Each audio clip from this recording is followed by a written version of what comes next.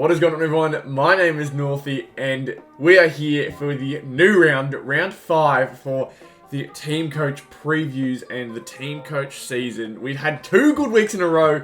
Are we going to make it a 3P? That is the big question now at hand. I am probably the most confused and nervous I've been for a preview in a very, very long time, because I've had to make a lot of changes to play a bit unsafe, play in a different way that maybe goes ahead and pushes me up further than others, but the potential for backfire is definitely there, and it has got me absolutely terrified. So I can only hope that maybe this all works out for me and we can get something working out our way. Though I am going to mention at the start, I'm going to get my shilling out of the way quickly. Be sure to leave a like on the video, subscribe to the channel if you are new, and become a member as well. Everything is so appreciated. But without further ado, let's go and have a look at what we're thinking for the week, man, because it is looking scary. So here, landing on the homepage, and there is a lot that we've got to get through here today because, yeah, just stress. It is just stress for the entire week at the moment, but we're going to go and have a look first off at the Teamcoach tips. So we haven't gotten started on this, and this is probably the least stressed I am about the entire site this week. There's just areas that I know things will be easy and some good matchups that'll be fun to watch, but we'll get the easy ones out of the way. Richmond should beat West Coast with the way Richmond have been playing. West Coast had a nice performance against Sydney. Obviously a bit of a loss in general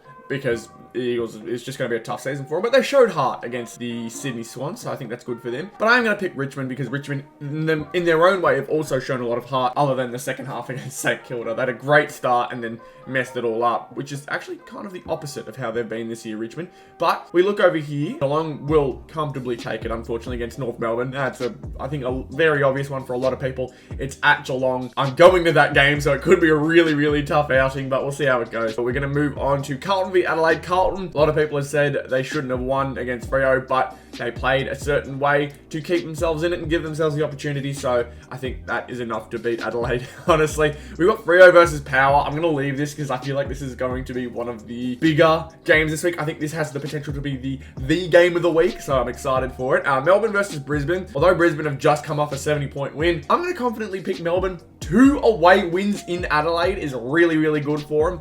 I think that's going to do them a lot of help. Now, finally, back at home, they are going to be playing a Brisbane side who have had a very disappointing start to the season. So I think a lot of people are tipping Melbourne for that one. But Brisbane, at their best, can absolutely keep up, if not be better. Western Bulldogs versus Essendon. Essendon's poor performance, really poor performance against Port. It's going to have a lot of questions against them. The Dogs, although they only lost by 4 against a very solid Cats side. So it's going to be interesting to see how they respond. I think they respond well, but again, Essendon have the list that can absolutely play well, but it's just a matter of whether they have the confidence, whether they have the drive to do so. They don't seem to have too much fight back at the moment, man. Especially after a game against St Kilda, they showed a lot of heart and a lot of fight back. Just to not show any against Port is just so unusual, but we're going to go with the Dogs here. Giants versus St Kilda. We are going to go ahead and say the Giants. It is at Manuka Oval, so it's a home game.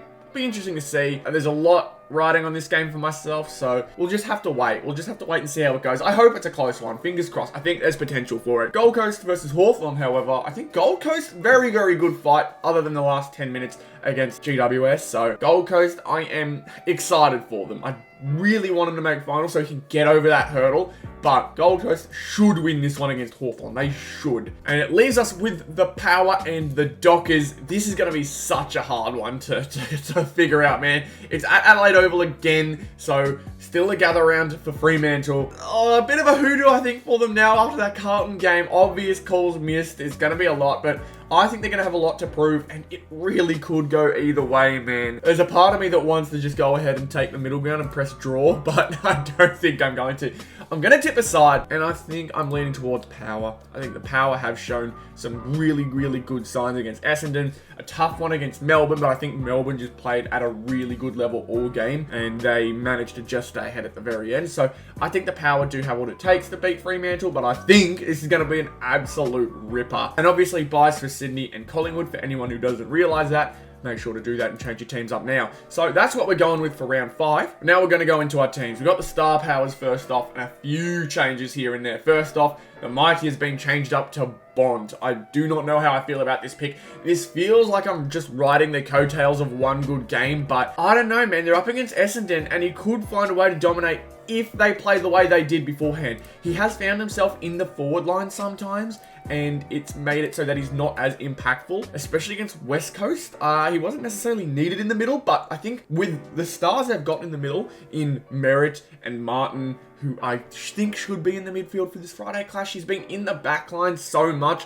They just squeaked it over the line with a 44 disposal performance from him. And then obviously the absolute smashing against Port last week did not do them any favours. So I hope they do move him around a bit. I do like him in the back line for his points and his easy possessions, but I think he can do a bit more for them in the midfield.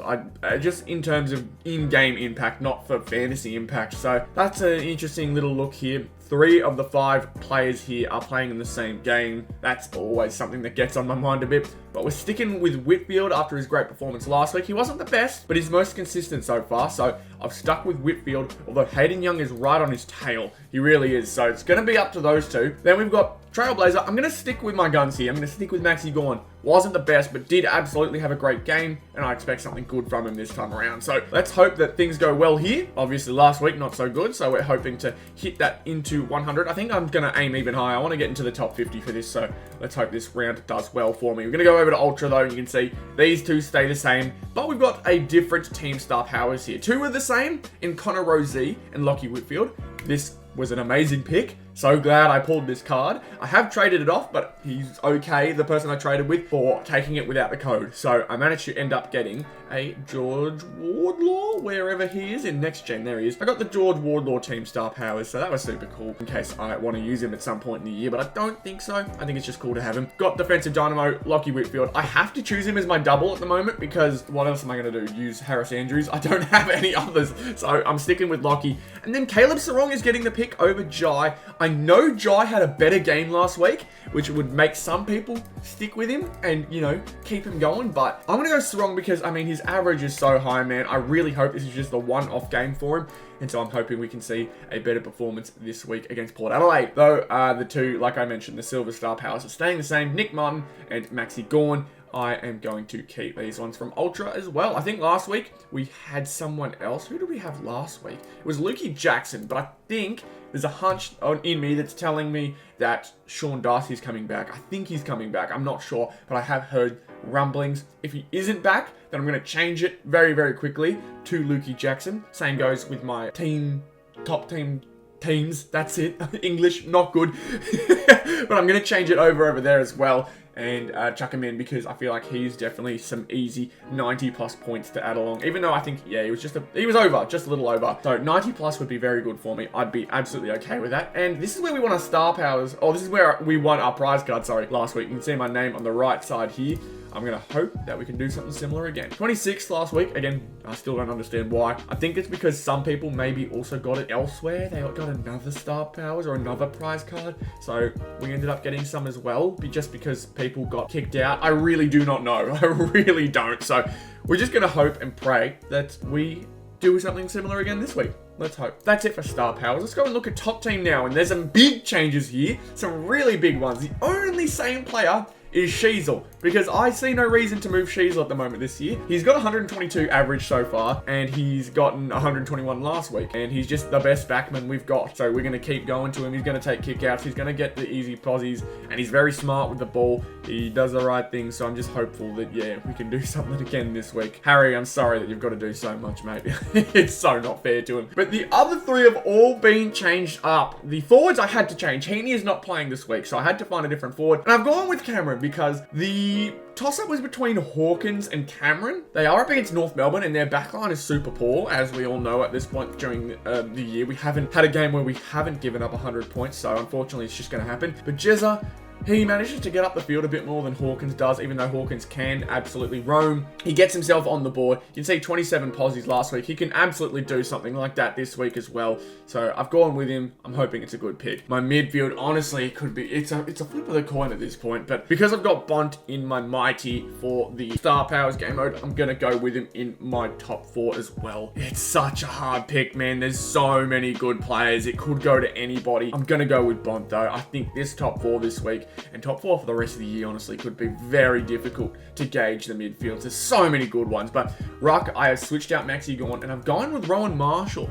I've noticed that Oscar McInerney is up against Maxi, and obviously I think Max will take that matchup, but I don't think it'll be as easy as Rowan's matchup against Kieran Briggs. If we look here we go, Kieran Briggs, 79. So only the 13 hitouts and the 18 disposals. They came up against Jared Witts last week, so obviously not an easy matchup for him, but you can see it's not terribly difficult to have your way. Jared Witts nearly got 100 himself from that matchup against Briggs, so although he just squeaked him out, you can see many more hitouts from Jared Witts. I think Rowan has that potential.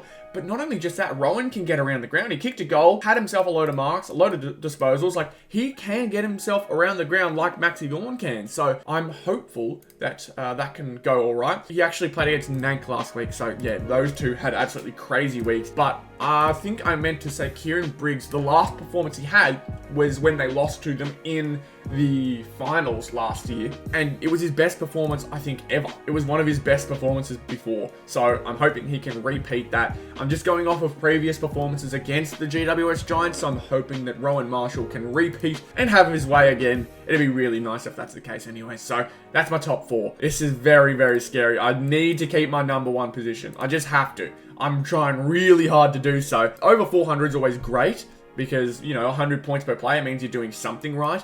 But I need to get myself in those top 10s more often, man. I need to, in order to keep this number 1 position. So I'm hoping the changes made here can get us over the line. We can only really hope and pray. So let's hope that's the case anyways. And then some more big changes in here. The biggest one, I think, for top 18, we've got 3 Geelong forwards in the forward line and 2 Carlton forwards as well, with Shea. 2 good performances. Again, they're up against West Coast. Surely Shea doesn't let me down now. There can't be a way that Shea has a poor performance here, right? If he has himself a 50-point performance this week, I'm never putting him in again. I don't care if he has good games. I'm not putting Shea in again, because I must be a curse to him at this point. I've taken him out. He's had 100+ since. I put him in, and he has awful games. So this is my final week. If he has a great one, then I'm going to keep him in. But if he has a poor game, he's out. He's not going back in. That's just the way it's going to go. Yeah, that forward line is crazy, though. A lot of trust for the Carlton bigs. A lot of trust for the Geelong forwards having their way on the North Melbourne forwards. If North Melbourne pull off a miracle, I'll be both happy and sad, but we'll have to see how it goes. And then backline, a lot of changes here as well. 2 Fremantle backs. Both had good performances. Young, great. Luke Ryan, pretty alright. He's in the first few pages. I think I'm in the way still, but trust me, Luke Ryan, he's down towards the bottom at the start. You can see 85 points. It's all right, but his usual is pretty good, so I'm hoping he has a bounce back week. Sinclair had a good one last week, and up against GWS, he's definitely going to be needed, so I'm hoping he is used and has a good game. And Whitfield remains pretty good. He's in my team star power, so I'm going to keep him in my normal top team as well. Sheasel remains, of course. Andrew McGrath is the big one, though. He only had 61 last week, but again, they're up against the Dogs. He's going to be needed, has to play well. He was needed against Port and wasn't there when they answered, or when he needed to answer the call. I'm hoping he's there to answer it this time. Let's go, Andrew. This is your big week. This is your big chance to shine. We've got ourselves in the midfield, though, the 2 top 4 players. We have Bont and Rowan still there. Isaiah Wanganeen-Malira is getting the run this week, and the reason I've got him having the run is because he's off that half back, and he has himself some pretty good games every now and then now. He's really starting to find his way with the football. He is a great kick. You can see he's averaging 100 for the season, but 127 last week. I'm hoping we get something similar this time. It's just fingers crossed, but I think there's an opportunity for him this week, especially against a really interesting dog side. Sorry, not a dog side, an interesting GWS side, who are definitely going to pepper the forward line with their amazing midfield, but we're going to have to see how it goes. Speaking of, we've got Tom Green in there as well. Needs a bounce back. I'm really confident he can bounce back, but this will be a test for him. This is a really interesting test. Only the 88, so it'll be a tough one for him. It's not going to be easy with the Saints. We've got Caleb Strong as well. We're going to keep him in. Again, having a great season, but not the greatest start, so we have to hope for something better from him. And then Zachy Merritt, who remains the most consistent Essendon player so far. I've chucked him in. I don't know why I've taken him out at any point, to be honest. He has remained a 30+ point disposal player. 5 marks and 6 tackles is the average, and a goal in there every now and then. It is just one of the most consistent ones this year. Essendon keep looking for him, and so there's no reason for me not to look for him as well. Our top 18 side was in the top 100, but I think I want to try and get top 50 this week. We want to get into that top 10 to give us a chance at getting some more prizes at the end of the year. It's just the way it's got to go. It's not going to be easy, but we've got to put ourselves up there for a chance. That's all we can do. So that's what we're looking at this week. Definitely a scary one. Absolutely scary. I am terrified for how this week is going to go. It can either go horribly wrong or amazingly great, and I'm going to feel like a genius. We'll have to see what happens. But nonetheless, thank you all so much for tuning into this video. Let me know how you've been going so far for the season. Which prize cards, if any, have you collected up? And let me know what your teams are going in as well. If you've made any changes from mine, if you may even go for something similar to mine with what you've got on hand. So thank you all again very much for tuning in, for all the love on this stuff. The last video on the Team Coach series went amazingly well. You guys seem to really like it, so I'm really glad this series is starting to pick up. But yeah, let's just hope for the best, man. Thank you again, though, so much for watching. Be sure to leave a like, subscribe to the channel, become a member if you really enjoyed the content, and I'll see you all in the next one. Goodbye.